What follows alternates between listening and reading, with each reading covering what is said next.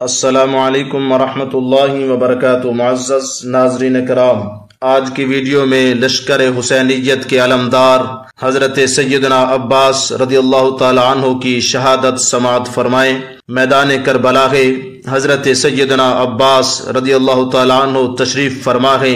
میدان جنگ میں جانے کے لیے، یزیدیوں کو واصل جہنم کرنے کے لیے امام علی مقام امام حسین رضی اللہ تعالی عنہ کی مقدس بارگاہ میں پہنچے گئے اور اجازت مانگتے گئے تو سیدنا امام حسین رضی اللہ تعالی عنہ کی آنکھیں نم ہو گئی ہیں اور انہیں اجازت عطا فرمائی ہے۔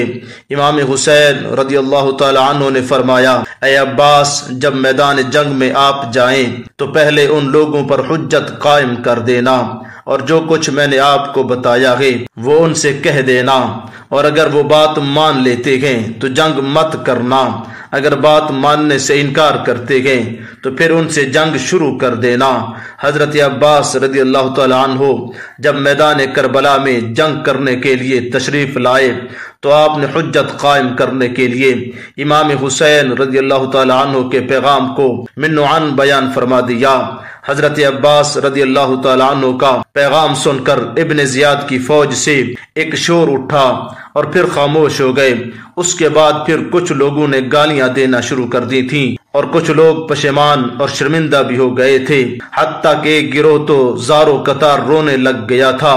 بعد ازاں لشکر یزید سے شمر شیش سامنے آیا اور آپ رضی اللہ تعالی عنہ کی بات ماننے سے انکار کر دیا اور کہنے لگا کہ آپ یزید کی بیعت کر لو۔ حضرت عباس رضی اللہ تعالی عنہ نے واپس آ کر امام علی مقام امام حسین رضی اللہ تعالی عنہ کی خدمت میں جو کچھ سنا تھا وہ من و عن عرض کر دیا۔ ابھی یہ بات چل ہی رہی تھی کہ اچانک خیمے سے العطش کی صدا بلند ہو کر آسمان تک پہنچ گئی۔ حضرت عباس رضی اللہ تعالی عنہ نے اہل بیت کی آواز کو سنا تو نڈھال ہو گئے ہیں، اور پھر آپ رضی اللہ تعالی عنہ نے ایک مشکیزہ اور 2 لوٹے اٹھائے گئے اور نیزہ تان کر پانی لینے کے لیے نہر فرات کی طرف رخ کر لیا ہے، اور نہر فرات پر اس وقت 4000 افراد کا پہرا تھا۔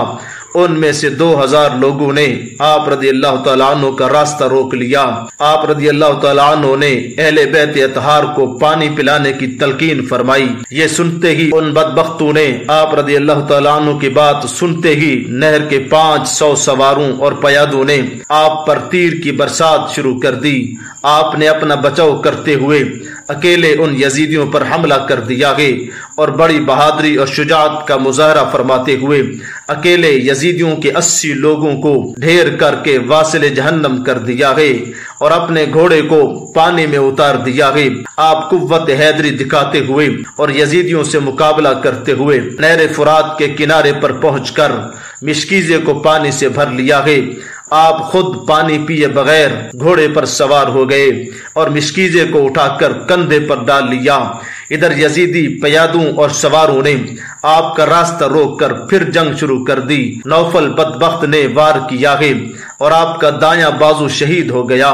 اس کے بعد آپ بہادری کے ساتھ مشکیزہ دوسرے کندھے پر ڈالا تو بدبختوں نے بائیں بازو کو بھی قلم کر دیا۔ یہ منظر کیسا منظر ہے جو دین اسلام کی خاطر اہل بیت اطہار اپنی قیمتی جانیں قربان کر رہے ہیں۔ جب آپ کا دوسرا بازو بھی شہید ہو گیا تو آپ نے اپنے دانتوں کے ساتھ مشکیزے کو کندھے سے کھینچ لیا اور پانی خیمے کی طرف پہنچانے کی کوشش فرما رہے ہیں۔